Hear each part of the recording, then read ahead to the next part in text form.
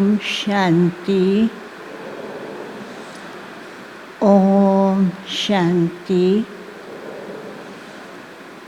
आज प्यारे प्यारे बाबा ने हम सब बच्चों को विशेष योग से क्या क्या फ़ायदे होते हैं, हर समय मुरली के अंदर बाबा योग के लिए, याद के लिए बच्चों को बार बार ध्यान खिंचवाते रहते हैं। तो आज बाबा ने कहा योग से क्या फ़ायदा होता है, विकर्म विनाश होते हैं, वो तो बाबा बताते ही हैं। दूसरी बात बाबा ने कहा कि कर्म इंद्रियां शीतल हो जाती है।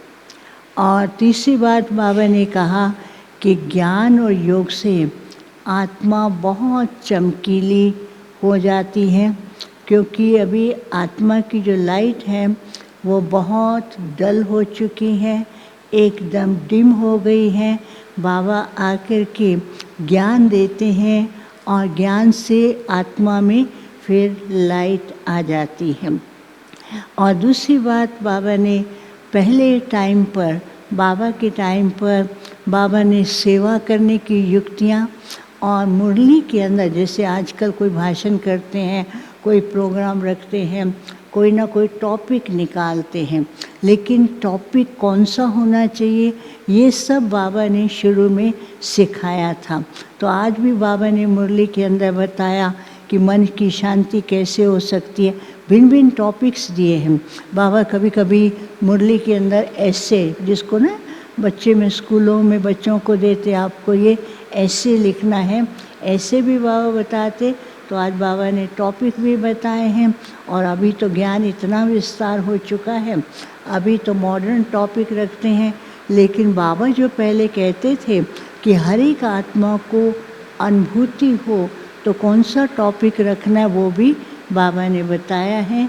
अभी हम सुनते हैं प्यारे बाबा को, प्यारे बाबा के महावाक्य। आज की तारीख है 28 अगस्त 2024।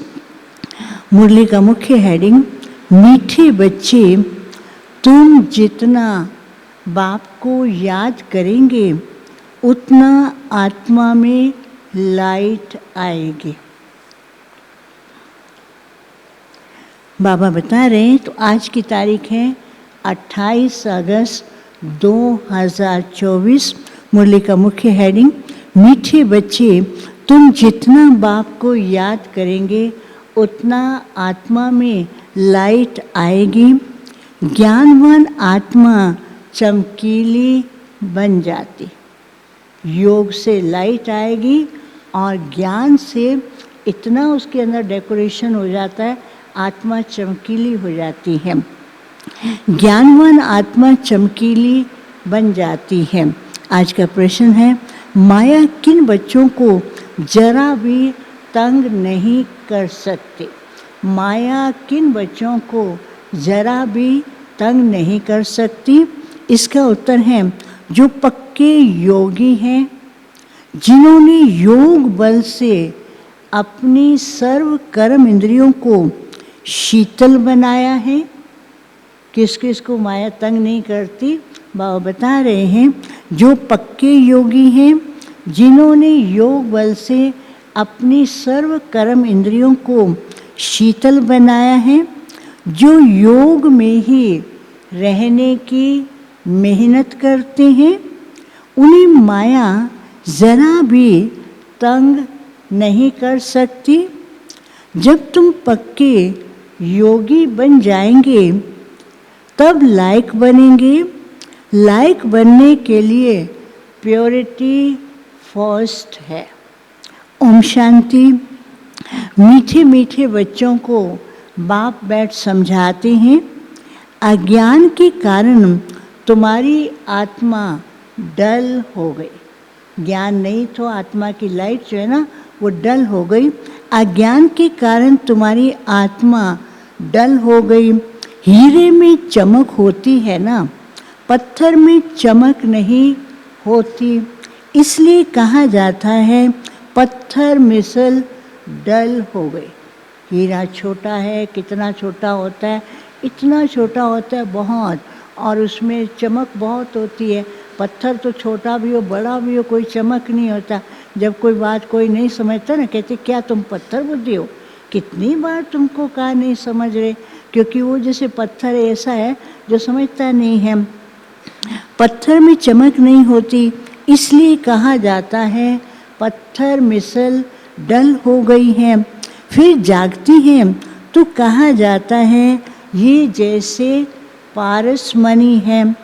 अब अज्ञान के कारण आत्मा की ज्योत डिम हो गई है, काली नहीं होती है, ना काली होती ना खाली होती है, थोड़ा सा डल रह जाता है, काली नहीं होती है।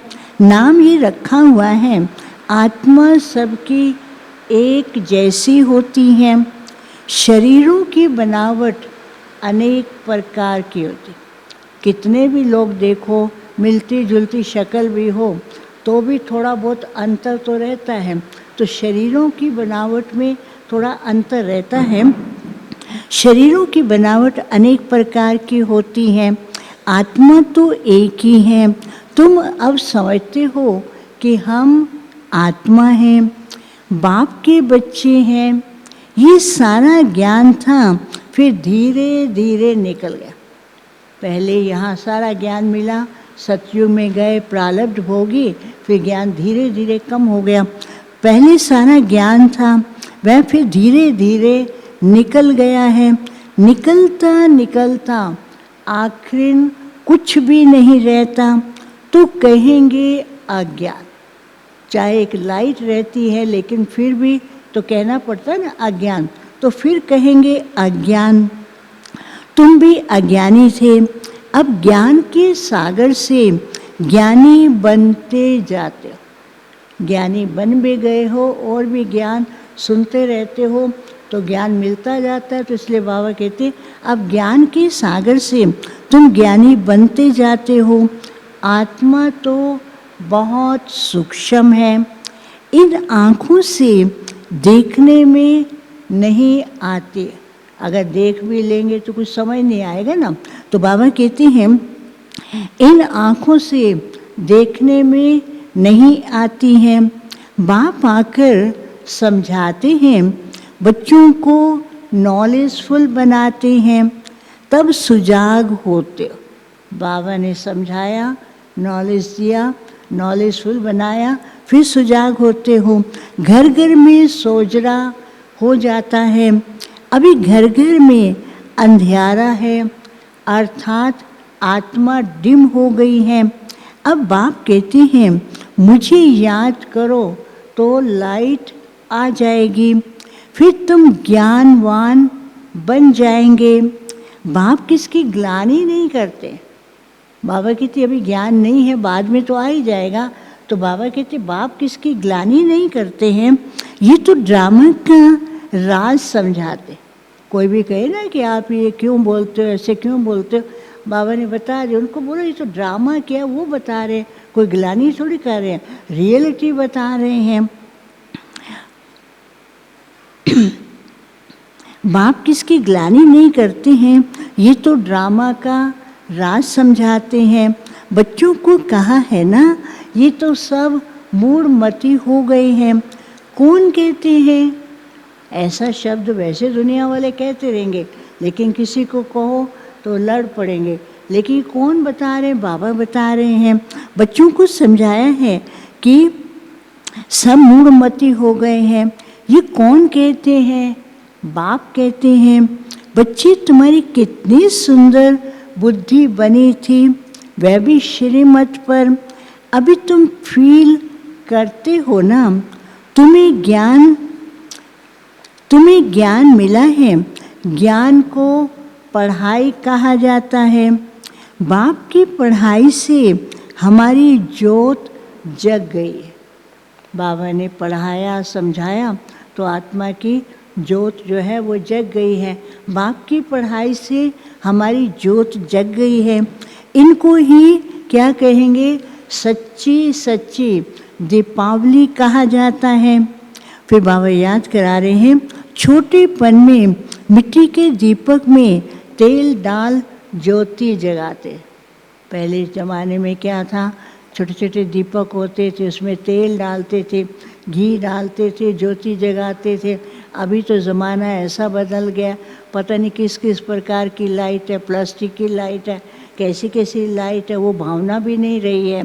तो बाबा याद करा रहे हैं। क्यों याद करा रहे? क्योंकि ये भी आत्मा की लाइट की बात है। तो बाबा कहते हैं, छोटेपन में मिट्टी के दीपक में तेल डाल ज्योति जगाते थे, वह तो रस्म चलती रहती है, उनसे कोई दीपावली नहीं होती। दीपक जलाए, रोशनी आई, कोई सच्ची सच्ची दीपावली तो नहीं होती है ना। ये तो आत्मा जो अंदर है वह डिम हो गई है। उनकी ज्योति आकर के बाप जगाते हैं, बच्चों को आकर नॉलेज देते हैं, पढ़ाते हैं, ज्योति जगाते हैं, नॉलेज देते हैं और पढ़ाते हैं। स्कूल में टीचर पढ़ाते हैं ना, वह है हद की नॉलेज और ये है बेहद की नॉलेज। कोई साधु संत भी पढ़ाते हैं क्या? वो कथा सुनाएंगे, कीर्तन करेंगे, बहुत सी कहानियाँ सुनाएंगे, लेकिन ये पढ़ाई वो नहीं बताते। तो इसलिए बाबा कहते हैं, कभी कोई साधु संत भी पढ़ाते हैं क्या? रचयिता के, रचयिता और रचना की आदि मध्य अंत की नॉलेज कभी सुनी? वो तो कह देते भगवान बेअंत है, लेकिन रचयिता कौन है वो तो नहीं बता सकते ना। रचयिता और रचना के आदि मध्य अंत की नॉलेज कब सुनी? कभी कोई ने आकर पढ़ाया आपको? कोई ने आया हो, पढ़ाया हो? जाकर देखो कहाँ ये नॉलेज पढ़ाते हैं। शास्त्रों की नॉलेज पढ़ाते हैं, लेकिन ये नॉलेज तो नहीं पढ़ाते ना। तो बाबा कहते जाकर देखो ये नॉलेज कहाँ पढ़ाते हैं। सिर्फ एक बाप ही तो पढ़ाते हैं, तो उनके पास पढ़ना चाहिए ना। बाबा ये पढ़ाई पढ़ाते हैं, बाबा के बच्चे बने, तो बाबा कहते पढ़ना चाहिए ना। बाप अनायास ही आ जाते। बाबा कब आएंगे, किस समय आएंगे बताते नहीं हैं। बाबा कहते बाप अनायास ही आ जाते, ढिंडोरा थोड़ी पीटते हैं कि मैं आ रहा हूँ, मैं आ रहा हूँ। कोई बड़ा वीआईपी होता पहले से अनाउंसमेंट हो जाती है, कार्ड बन जाते हैं, उसकी तैयारी करते हैं, बड़ा वीआईपी आने वाला। वीआईपी का भी वीआईपी बाबा है, वो आते हैं, ऐसे आते पता भी नहीं पड़ता है। तो बाबा कहते हैं ढिंडोरा थोड़ी पीटते हैं कि मैं आ रहा हूँ, अनायास से आकर प्रवेश करते हैं। वह आवाज़ तो कर ही नहीं सकते, ऊपर से थोड़ी बाबा बताएगा, जब तक प्रवेश नहीं करे वह आवाज़ तो कर ही नहीं सकते जब तक उनको ऑर्गन्स ना मिले। आत्मा भी ऑर्गन्स बगैर आवाज़ कर नहीं सकती। शरीर में जब आती हैं तब आवाज़ करती हैं। तुम समझाओ तो कोई मानेंगे नहीं कि उनको बताओ, कुछ तो समझ जाएंगे, कुछ मानेंगे भी नहीं। तुम समझाओ तो कोई तो मानेंगे नहीं। बच्चों को जब ये नॉलेज दी जाती है तब समझते हैं ये नॉलेज एक बाप के सिवाय कोई दे ना सके। विनाश का साक्षात्कार भी कोई चाहते थोड़ी है। अब शुरू में साकार बाबा को विनाश का साक्षात्कार कराया। बाबा तो ये विनाश का साक्षात्कार करा के इतने उनको दिल में लग गया ये सब क्या है। बाबा कहते ये साक्षात्कार कोई हम चाहते थोड़ी हैं कि इसको विनाश का साक्षात्कार कराया जाए, तो वो चाहेगा कि ऐसा। विनाश का साक्षात्कार भी कोई चाहते थोड़ी हैं, ये बाप ही आकर कराते हैं।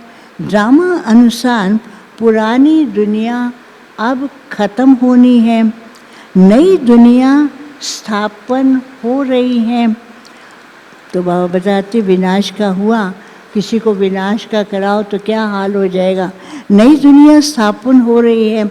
जिनको बाप से नॉलेज लेनी है वह आते रहते हैं। कितनों को ज्ञान दिया होगा, अनगिनत गांव-गांव से कितने ढेर आते। शुरू में जब ये ज्ञान देने लगे तो शहर के लोग तो कम ही समझते थे। गांव-गांव में भोली भोली माताएं जो है बहुत प्यार से ज्ञान सुनती थी और बाबा के पास आती थी। बाबा के पास जब ये माताएं यहाँ आती थी तो उस समय हर एक अपनी स्टेट की ड्रेस में होती थी। जैसे राजस्थानी आजकल क्या होता है, उनकी आप ड्रेस देखेंगे ऊपर एक जुड़ा होता है, ऐसे हरियाणा की माताएं आती थी, उनकी अलग प्रकार की ड्रेस, और बाबा के सामने आते थे अपनी हरियाणवी भाषा में आकर के बाबा को घेर लेती, गोल गोल रास करती रहती थी, हरियाणवी गीत गाती रहती थी। तो उस समय गांव के इतने आते थे भोले भाले। अभी भी गांव में बहुत बाबा के बच्चे हैं, जितने शहर में हैं उससे 4 गुना तो गांव में बाबा के बच्चे हैं।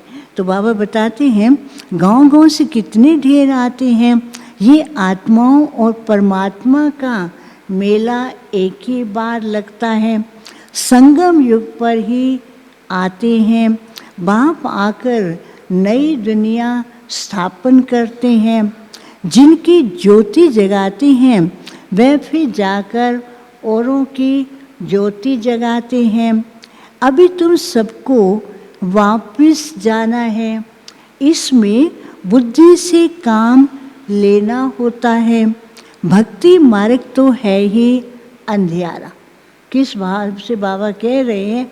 ज्ञान के भेंट में। कभी बाबा कहते भक्ति किया, कम से कम संस्कृति तो कायम रही ना। भक्ति मार्ग में तो है अंधियारा, ज्ञान देने वाला तो एक बाप चाहिए, वह आते ही हैं संगम पर। पुरानी दुनिया में ज्ञान मिल ना सके, मनुष्यों के ख्याल में है अभी तो 40,000 वर्ष पड़े। उनको बताओ ना बाबा आया है ज्ञान दे के, अभी नहीं मिलेगा, अभी तो 40,000 वर्ष पड़े हैं। तो बाबा कहते हैं मनुष्यों के ख्याल में है अभी तो 40,000 वर्ष पड़े हैं, बिल्कुल ही घोर अंधियारे में है। समझते हैं 40,000 वर्ष के बाद भगवान आएगा, तब तक तो सारी दुनिया ही बदल जाएगी, तब तक बोलते रहेंगे, गिनती करते रहेंगे। समझते हैं 40,000 वर्ष बाद भगवान आएगा, जरूर आकर ज्ञान दे सद्गति करेंगे। तो गोया अज्ञान है ना, बोलते रहते हैं। तो बाबा बताते उनको बताओ तो इसका मतलब कि तुम अज्ञान में हो, तो गोया अज्ञान है ना, इनको अज्ञान अंधियारा कहा जाता है। अज्ञान वालों को ही ज्ञान चाहिए। भक्ति को ज्ञान नहीं कहा जाता, भक्ति भावना है, उसमें सारे ताल बाल बजाते हैं, लेकिन ज्ञान तो पढ़ाई है ना। तो भक्ति को बाबा कहते ज्ञान नहीं कहा जाता, आत्मा में ज्ञान है ही नहीं, परंतु डल बुद्धि होने के कारण कुछ भी समझते नहीं हैं। गाते भी रहते हैं ज्ञान सूर्य प्रगटा, अज्ञान अंधेर विनाश। किसके लिए कहते हैं ज्ञान सूर्य? कब आया ये कोई भी नहीं जानते हैं। पंडित आदि होगा तो कहेगा, उसे पूछो ना कब आएगा, वो कहेगा जब कलयुग पूरा होगा तब भगवान आएगा। पंडित आदि होगा तो कहेगा जब कलयुग पूरा होगा तब सोजरा होगा। ये सब बातें बाप ही आकर समझाते हैं। बच्चे भी नंबर वार समझते हैं। टीचर बच्चों को पढ़ाते हैं, एक रस तो बच्चे पढ़ेंगे नहीं। टीचर पढ़ाता है, कई बच्चा इतना होशियार हो जाता है, कोई कम होता है, कोई एकदम डल हो जाता है। तो बाबा कहते हैं बच्चे पढ़ते हैं, टीचर बच्चों को पढ़ाते हैं, एक रस तो बच्चे पढ़ेंगे नहीं। पढ़ाई में एक रस मार्क्स कभी होता नहीं। कोई भी पढ़ाई हो तो उसमें भी क्या होगा, उसमें नंबर होता है। कोई 2-4 1 मार्क्स में आ जाएंगे, 99 में या 98 में, उसके बाद 95, 94 ऐसे धीरे धीरे आते, चाहे फर्स्ट डिवीज़न हो, लेकिन उसमें भी नंबर 1 होता है। तुम जानते हो कि बेहद का बाप आया हुआ है। अब पुरानी दुनिया का विनाश भी सामने खड़ा है। अभी ही बाप से ज्ञान लेना है और योग भी सीखना है। याद से ही वे कर्म विनाश होंगे। बाप कहते हैं इस संगम पर ही आकर मैं शरीर का लोन लेता हूँ, अर्थात प्रकृति का आधार लेता हूँ। गीता में भी अक्षर है, और कोई शास्त्र का बाबा नाम नहीं लेते। गीता में ना कि जब जब धर्म की ग्लानि होती है तब मैं आता हूँ, तो बाबा कहते गीता में अक्षर में उसका ही नाम लौटाता हूँ, और कोई शास्त्र का नाम नहीं लेते हैं। एक ही गीता है। ये है राजयोग की पढ़ाई, नाम रख दिया है गीता। इसमें पहले पहले लिखा हुआ है भगवानोवाची। अब भगवान किसको कहा जाता है? भगवान तो है निराकार, उनको अपना शरीर तो है नहीं। वह निराकारी दुनिया कहाँ, जहाँ से आत्माएं रहती हैं। बाबा कहते एक तो निराकार है, वो निराकारी दुनिया है जहाँ से आत्माएं आती हैं। वह है निराकारी दुनिया जहाँ आत्माएं रहती हैं। सूक्ष्म वतन को दुनिया कहेंगे? आप बताइए। बाबा पूछते हैं सूक्ष्म वतन को दुनिया कहेंगे? सूक्ष्म वतन का ज्ञान भी अभी संगम पर मिलता है, वहाँ कोई दुनिया नहीं है। ये तो बाबा दृश्य दिखाते हैं। स्थूल वतन है दुनिया, परम धाम है, सतयुग दुनिया है। सूक्ष्म वतन को दुनिया नहीं कहा जाता। ये है स्थूल साकार दुनिया, वह है आत्माओं की दुनिया। परम धाम है आत्माओं की दुनिया, और ये है साकार दुनिया। सूक्ष्म वतन दुनिया नहीं है, ये तो केवल पार्ट बजाने के लिए है। सारा खेल यहाँ चलता है। निराकारी दुनिया में आत्माएं कितनी छोटी छोटी हैं, फिर पार्ट बजाने आती हैं। ये ख्यालात तुम बच्चों की बुद्धि में बिठाए जाते हैं। बाबा क्लियर करके बताते हैं आत्मा कहाँ रहती है, फिर कैसे आती है पार्ट बजाने के लिए। तो बाबा कहते ये ख्यालात तुम बच्चों की बुद्धि में बिठाए जाते हैं, इसको ही ज्ञान कहा जाता है। वेद शास्त्र को कहा जाता है भक्ति। ज्ञान नहीं, वेद शास्त्र में कहानियाँ हैं तो वो भक्ति है, लेकिन ज्ञान की बातें वो नहीं बताते ना। वेद शास्त्र आदि को कहा जाता है भक्ति, ज्ञान नहीं। तुम्हारी साधु संतों से इतनी भेंट नहीं हुई है। बाबा भी बता रहे हैं बच्चों को, साकार बाबा, कि तुम लोग भल मिले हो साधु संतों से। बाबा ने तो कितने गुरु किए हुए थे। बाबा साकार बाबा सभी साधुओं के पास जाते थे, संतों से के पास जाते थे, और सब लोग उनको बहुत रिस्पेक्ट देते थे। और बाबा जो उनसे बात करते थे उनकी बात को सुनते भी थे, उसका जवाब भी देते थे। बाकी और कोई जाए साधुओं से ऐसी बात करे, वो कभी नहीं सुनते थे और कभी जवाब नहीं देते थे। तो बाबा ने क्या बात की है उनसे बाबा बता रहे हैं तुम्हारी साधु संतों से इतनी भेंट नहीं हुई है। बाबा का तो बहुत संग रहा है, ब्रह्मा बाबा का तो बहुत संग रहा है, बहुत गुरु किए हैं। पूछा जाता है आपने सन्यास क्यों किया? बाबा जाते थे ना तो गुरु और उनका इतना क्लोज संबंध था। फिर बाबा उनसे पूछते थे आपने क्यों सन्यास किया है, आपको क्या पड़ी थी? तो वो क्या कहते थे? पूछा जाता है कि आपने सन्यास क्यों किया, घर बार क्यों छोड़ा? कहते थे विकार से बुद्धि भ्रष्ट हो जाती है, इसलिए घर बार छोड़ा। वो बहुत अच्छा रियलिटी सच्चाई बता देते थे। अच्छा, जंगल में जाकर रहती हो, फिर घर बार की याद तो आती होंगी। उस समय अभी तो शहरों में रहते हैं, जंगल में रहते थे, दूर जगह पर रहते थे। तो बाबा पूछते थे उस समय कि आप वहाँ रहते आपको अपना पुराना घर याद नहीं आता? कई तो बताते थे आता है याद, स्त्री भी याद आती है, बच्चे भी याद आते हैं। तो बाबा कहते हैं इसलिए घर बार छोड़ा। अच्छा, जंगल में जाकर रहते हो, फिर घर बार की याद भी तो आती होगी। बोला हाँ, कई तो सच बता देते थे। बाबा का तो देखा हुआ है कि एक सन्यासी तो फिर वापस घर भी आ गया। उस समय की बात है। कई सन्यासी तो फिर वापस भी आ जाते हैं। तो बाबा कहते बाबा का देखा हुआ है, एक सन्यासी तो वापस घर भी आ गया था। ये भी शास्त्रों में है। मनुष्य वानप्रस्थ अवस्था में तब जाते हैं जब आयु बड़ी हो जाती है।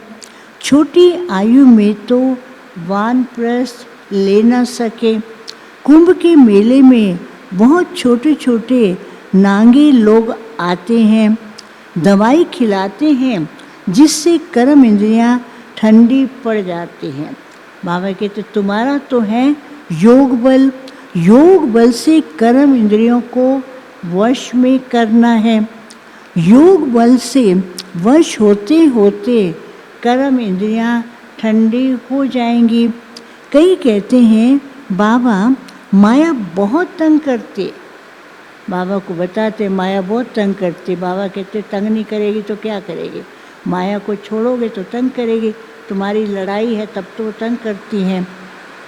कई कहते बाबा माया बहुत तंग करती है, वहाँ तो ऐसी बातें होती नहीं। अब रहे भी पड़े माया में, अज्ञान में है, माया के साथ खेलते हैं, वहाँ थोड़ी पता है कि क्या हो रहा है। जब ज्ञान में आते तब रियलाइजेशन होता है। तो बाबा को लिखते हैं वहाँ तो ऐसी बातें होती नहीं। बाबा बताते हैं कर्म इंद्रियां वश में तब होंगी जब योग में तुम पक्के होंगे।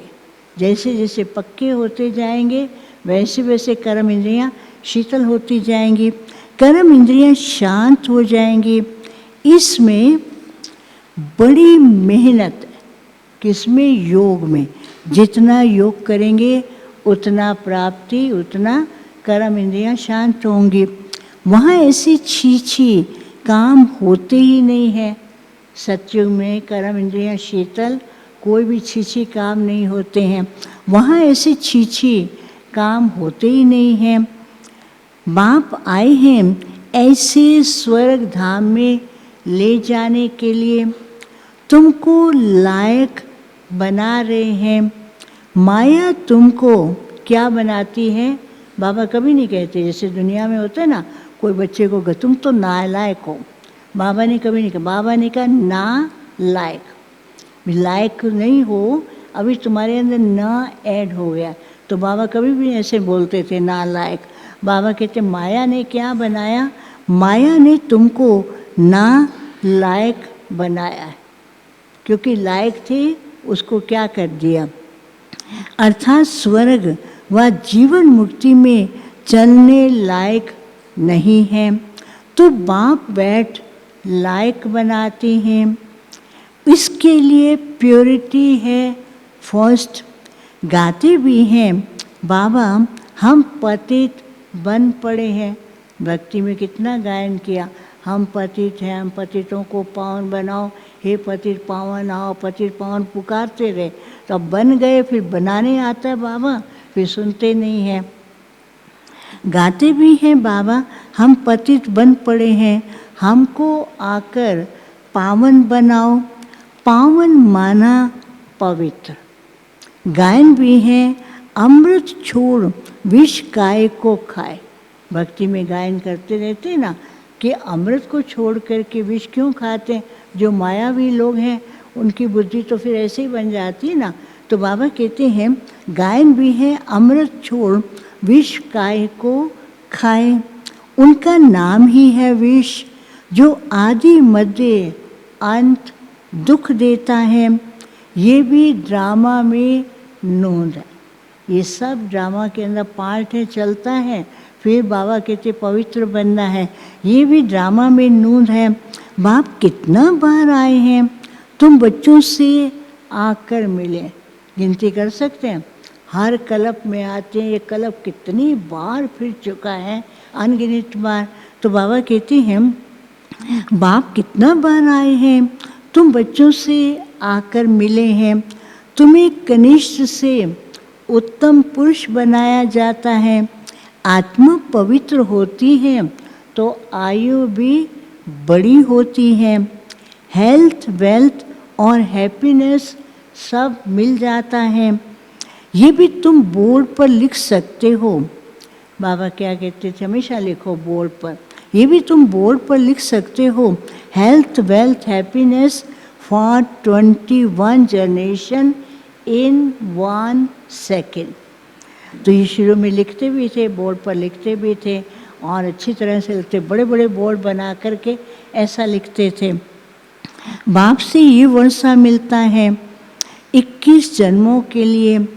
कई बच्चे बोर्ड लगाने से भी डरते। शुरू में बाबा ने जब बताया ना ये बोर्ड लगाओ, तो सेंटर पर भी लगाते थे, तो कई बच्चे कहते बाबा हम ऐसे लगाएंगे लोग क्या कहेंगे। बाबा कहते डरना क्या, जो रियलिटी है वो लिखो। तो बाबा बता रहे हैं कई बच्चे बोर्ड लगाने से भी डरते हैं। बोर्ड तो सबके घर पर रहता है, अब जो जहाँ रहते हैं उनके घर में होते हैं, उनके नाम का एक नेम प्लेट लगी होती है, सबके घर के अंदर नेम प्लेट लगी है, तब तो व्यक्ति उस स्थान को पहचान सकता है। तो बाबा कहते बोर्ड तो सबके घर लगा ही रहता है, बोर्ड तो सबके घर पर रहता ही है। तुम सर्जन के बच्चे हो ना, कोई डॉक्टर होगा सर्जन होगा, वो अपने घर के आगे बोर्ड लगाता, surgeon so and so, doctor so and so, वो पहचान सकते ना। तो बाबा कहते हैं तुम सर्जन के बच्चे हो ना, तुमको हेल्थ वेल्थ हैप्पीनेस सब मिलती है, तो तुम फिर औरों को दो ना, क्यों नहीं देते हो। बाबा कहते हैं दे सकते हो तो क्यों नहीं बोर्ड पर लिख देते हो। बच्चे कहते बाबा हम दे सकते हैं, तो बाबा कहते दे सकते हो तो फिर बोर्ड पर क्यों नहीं लिखते हो। तो मनुष्य आकर समझे, भारत में आज से 5000 वर्ष पहले हेल्थ वेल्थ एंड हैप्पीनेस थी, पवित्रता भी थी। बेहद के बाप का वर्षा 1 सेकंड, बच्चा जन्म लिया तो वर्षे का अधिकारी बन जाता है। वैसे भी लौकिक में देखते हैं ना, बच्चा घर में जन्म लिया तो माँ बाप समझते हैं अब वारिस आ गया, उसके नाम से शुरू से ही कुछ ना कुछ प्रॉपर्टी रखना या पैसा रखना शुरू कर देते हैं। तो बाबा कहते हैं बेहद के बाप का वर्षा 1 सेकंड में तुम्हारे पास बहुत आएंगे। तुम बैठ के समझाओ, यही भारत सोने की चिड़िया थी, इन्हों का ही राज्य था, वह फिर कहाँ गए। 84 जन्म पहले ये लेंगे, ये नंबर 1 है ना। नंबर 1 कौन, लक्ष्मी नारायण। तो बाबा कहते हैं यही फिर लास्ट में आते। बाबा के टाइम पर आपको पहले भी बताया कई बार, हिस्ट्री हॉल में ट्रांसलाइट का चित्र, जिसमें नीचे राधे कृष्ण ऊपर लक्ष्मी नारायण है। तो बाबा ट्रांसलाइट को चित्र को देखकर ये बोलते थे, बाबा ये नहीं कहते थे लक्ष्मी नारायण, बाबा उंगली से इशारा करते थे। तो बाबा कहते हैं इन्हों का राज्य था, फिर ये कहाँ गए। 84 जन्म पहले ये लेंगे, ये नंबर 1 है ना, यही फिर लास्ट में आते हैं। बाप कहते हैं अब तुम्हारा 84 का चक्र पूरा हुआ, फिर शुरू होना है। बेहद का बाप ही आकर ये पद प्राप्त कराते हैं। सिर्फ कहते हैं, इतना ऊंच पद पाने के लिए क्या कहते हैं, सिर्फ कहते हैं तुम मुझे याद करो तो पावन बन जाएंगे। 84 जन्मों को जानकर बाप से वर्षा लेना है, परंतु पढ़ाई तो चाहिए ना। वर्षा लेना है, लेना पूरा चाहते हैं, कोई भी चीज़ बाबा देते हैं, हर एक सोचता मेरे को भी पूरा अधिकार मिले। बाबा कहते मिलेगा लेकिन पढ़ाई तो करो ना। यहाँ भी जब अव्यक्त बाबा से मिलते थे तो अव्यक्त बाबा के पास मिलने के टाइम हर एक आगे आएगा, बाबा मेरे को टोली दे, बाबा मेरे को दे। बाबा तो देते हैं लेकिन कहते पढ़ाई तो पढ़ो ना। तो बाबा कहते इतना ऊंच वर्षा लेना है तो पढ़ाई पढ़नी पड़ेगी। बेहद का बाप आकर ये पद प्राप्त कराते हैं। सिर्फ कहते हैं तुम मुझे याद करो तो पावन बन जाएंगे। 84 जन्मों को जानकर बाप से वर्षा लेना है, परंतु पढ़ाई तो चाहिए ना। तुमको कहा जाता है स्वदर्शन चक्रधारी।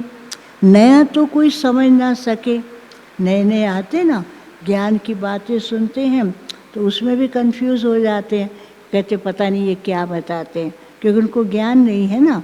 तो बाबा कहते हैं तुमको कहा जाता है स्वदर्शन चक्रधारी, नया तो कोई समझ ना सके।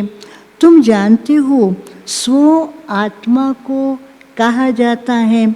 हम आत्मा जो पवित्र थे, शुरू से लेकर 84 का चक्र लगाया है। ये भी बाप बतलाते हैं। तुमने भी तो क्या किया, बाबा ने बताया तुमने भी तो पहले पहले शिव की भक्ति शुरू की। तुम तो अव्यभिचारी भगत थे। बाबा भेंट करे तुम कितने अच्छे भगत थे, अव्यभिचारी भगत थे, शिव की भक्ति शुरू की। तुम तो अव्यभिचारी भगत थे, बाप के सिवाय ये कोई समझा न सके। बाप कहते हैं मीठे मीठे बच्चों, तुमने पहले पहले ये जन्म लिया। कौन सा? सतयुग के अंदर देवी देवताओं जैसा। कोई साहूकार होगा तो कहेंगे ना आगे जन्म में इसने ऐसा कर्म किया। कोई अच्छे घर में जन्म लेता है, कोई बहुत टॉप होता है तो कहते पूर्व जन्म इसने बहुत अच्छे कर्म किए जो इसको मिला है। तो बाबा कहते हैं कोई साहूकार होगा तो कहेंगे आगे जन्म में इसने ऐसे कर्म किया है। कोई रोगी होगा, कई बार होता है ना, कोई पैदा होते ही रोगी होते हैं। अब इतना पैदा ही हुआ, कई प्रकार के रोग होते हैं। रोगी होता है तो उसको देख के क्या कहते, क्या करें, इसके पूर्व जन्म के कर्मों का हिसाब किताब है। कोई रोगी होगा तो कहेंगे पिछले कर्म का हिसाब किताब है। अच्छा, इन लक्ष्मी नारायण ने कौन से ऐसे कर्म किए, ये बाप बैठ समझाते हैं। इनके 84 जन्म पूरे हुए, फिर फर्स्ट नंबर में आना है। भगवान संगम युग पर ही आकर राजयोग सिखलाते हैं। अभी तुम समझ रहे हो, बाबा हमें भी राजयोग सिखला रहे हैं, फिर भी तुम भूल जाएंगे। अभी राजयोग सीखेंगे, प्रैक्टिस करेंगे, राज्य पद पाएंगे तो वहाँ जाकर सब भूल जाएंगे। तो बाबा कहते फिर भी तुम भूल जाएंगे। कर्म अकर्म विकर्म की गूढ़ गति भी बाप ने समझाई है। रावण राज्य में तुम्हारे कर्म विकर्म हो जाते हैं, वहाँ कर्म अकर्म होते। सतयुग में कर्म अकर्म होते और रावण राज्य में कर्म जो विकर्म बनना शुरू हो जाते हैं। वहाँ कर्म अकर्म होते हैं। वहाँ रावण राज्य ही नहीं, विकार होता ही नहीं। वहाँ है ही योग बल, जबकि योग बल से हम विश्व के मालिक बनते हैं तो जरूर पवित्र दुनिया भी चाहिए। पुरानी दुनिया को अपवित्र और नई दुनिया को पवित्र कहा जाता है। वह है वाइसलेस वर्ल्ड और ये है विशियस वर्ल्ड। बाप ही आकर वैशाली को शिवालय बनाते हैं। सतयुग है, क्या है सतयुग का नाम? सतयुग का नाम क्या है? शिवालय। भले वहाँ शिवालय बोलेंगे नहीं, लेकिन शिव बाबा के द्वारा स्थापन किया हुआ है तो इसलिए उसका नाम शिवालय है। सतयुग है शिवालय। शिव बाबा आकर तुमको सतयुग के लिए लायक बना रहे हैं। लक्ष्मी नारायण के मंदिर में जाकर तुम पूछ सकते हो। बाबा कहते उस समय के, लेकिन अभी तो जैसे पूछेंगे ना समझ जाएंगे ये ब्रह्मा कुमारी वाले आए हैं। लेकिन पूछो नहीं, उनको इनडायरेक्ट समझाओ ताकि उनको पता रहे कि लक्ष्मी नारायण कैसे बने। तुम पूछ सकते हो कि आपको मालूम है कि इन्होंने ये पद कैसे पाया, विश्व के मालिक कैसे बने। बाप कहते हैं तुम नहीं जानते हो, उनको बताओ। तुम अगर नहीं जानते हो तो हम आपको बता सकते हैं। बाप कहते हैं तुम नहीं जानते हो, हम जानते हैं। तुम बाप के बच्चे ही कह सकते हो। ऐसी बातें दुनिया वाला कोई नहीं कहेगा, वो तो पूजा करेगा और वो ऐसी बात कहेगा कि ये तो पता नहीं नास्तिक आ गया है। तुम बाबा के बता सकते हो कि ये कैसे बने। तो बाबा कहते हैं तुम बाप के बच्चे ही कह सकते हो, हम आपको बता सकते हैं कि लक्ष्मी नारायण कौन थे, कैसे बने, तुम भी कैसे बन सकते हो। इन्होंने ये पद कैसे पाया? इन्होंने ही पूरे 84 जन्म लिए, फिर पुरुषोत्तम संगम युग पर, फिर पुरुषोत्तम संगम युग पर ही बाप आकर राजयोग सिखलाते हैं। पुरुषोत्तम संगम युग पर बाप ने आकर राजयोग सिखलाया है और राजाई दी है। इनके पहले नंबर, उससे पहले राजाई प्राप्त करने से पहले ये कौन थे?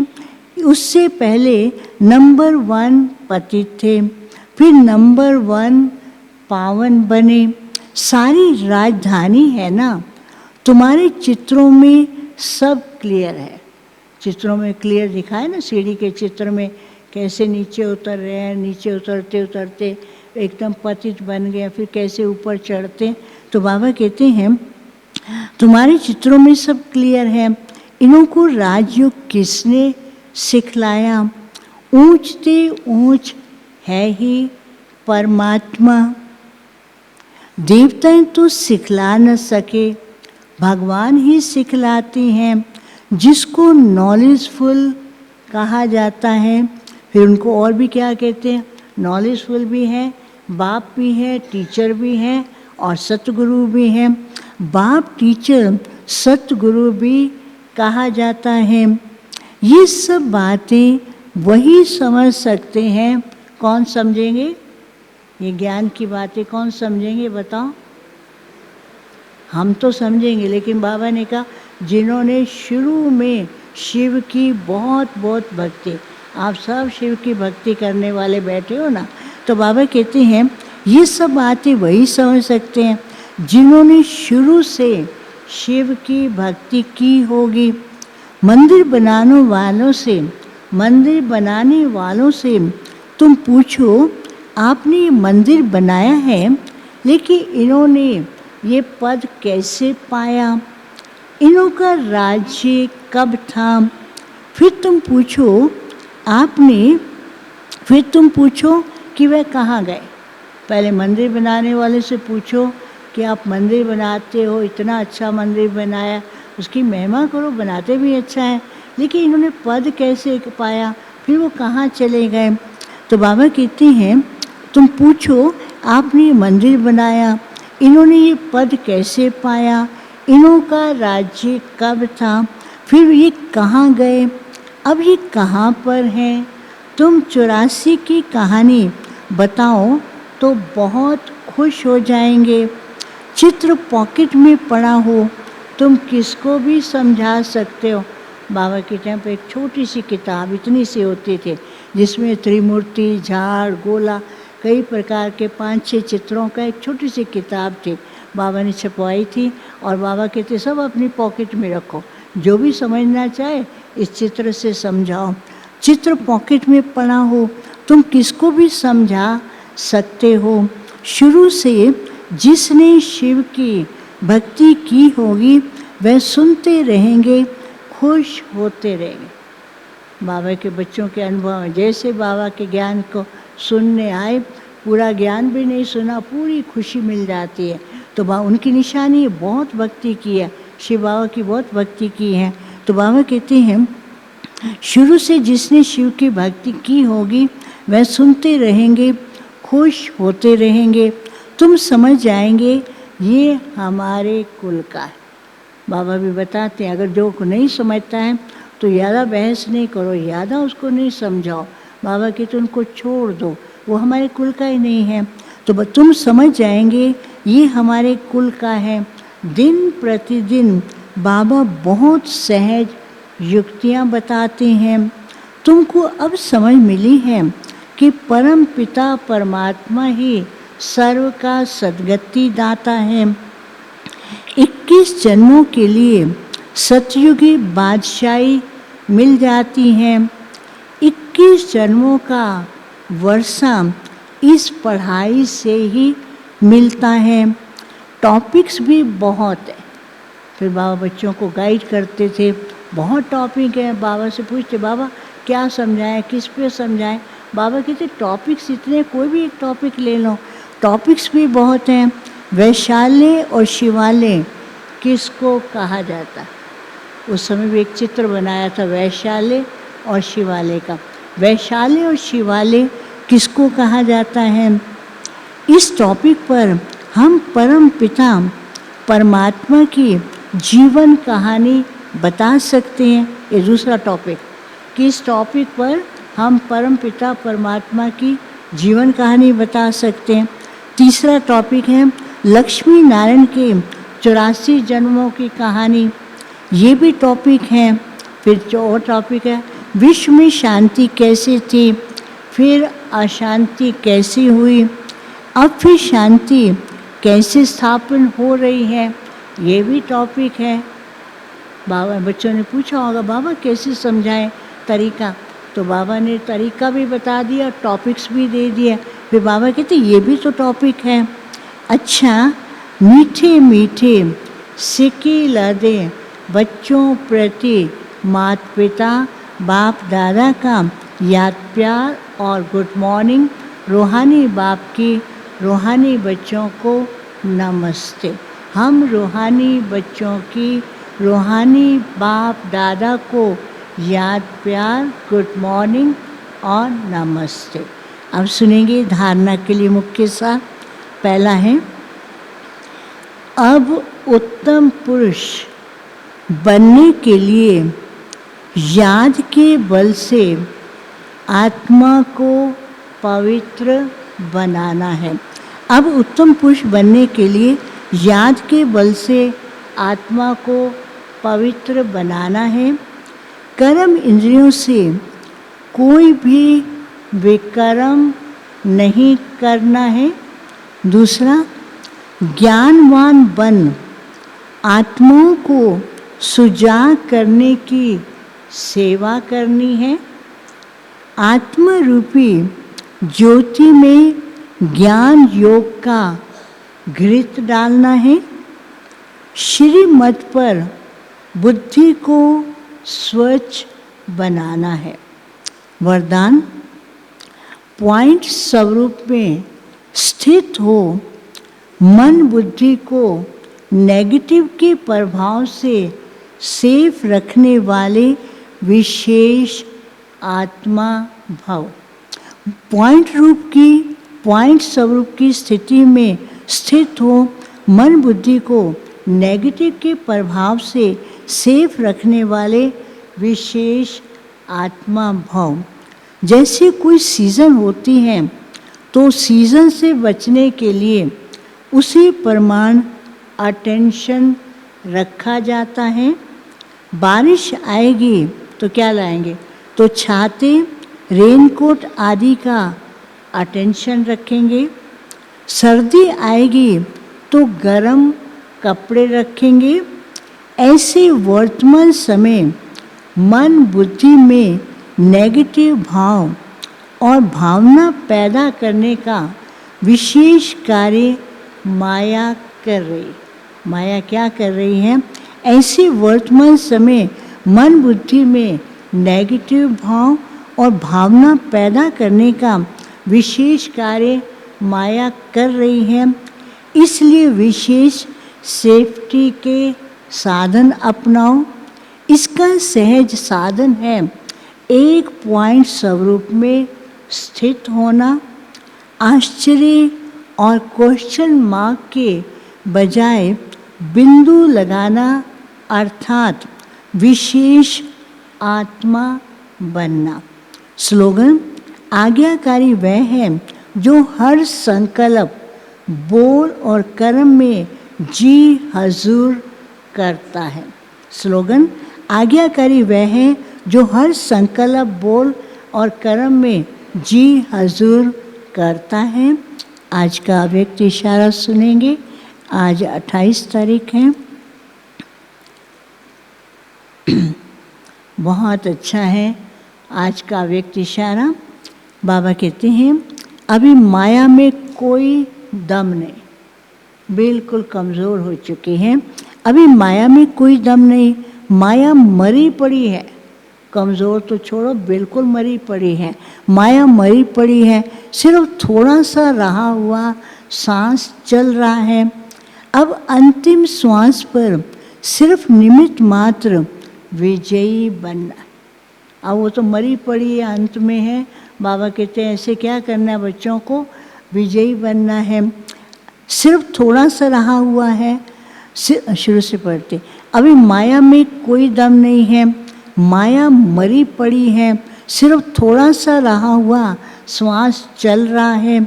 अब अंतिम श्वास पर सिर्फ निमित्त मात्र विजयी बनना है। किसी भी परिस्थिति में रहते हुए वायुमंडल वाइब्रेशन की हलचल में संतुष्ट रहो तो संतुष्टता स्वरूप श्रेष्ठ आत्मा विजयी रत्न के सर्टिफिकेट के अधिकारी बनाती है। संतुष्टता का गुण निर्विकल्प एक रस के विजयी आसन का अधिकारी बना देता है। अच्छा, ओम शांति शांति।